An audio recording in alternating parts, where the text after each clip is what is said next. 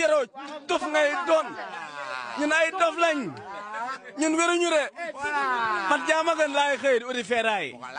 Pokola laa lay wax ni du la jàppee nga xam Liss Ndiago man ñëpp Pokola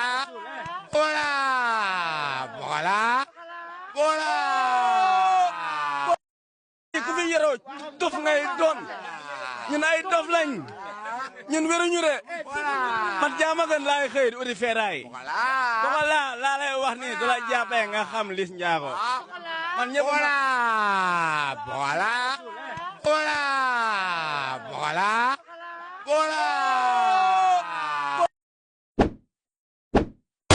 Abonne-toi.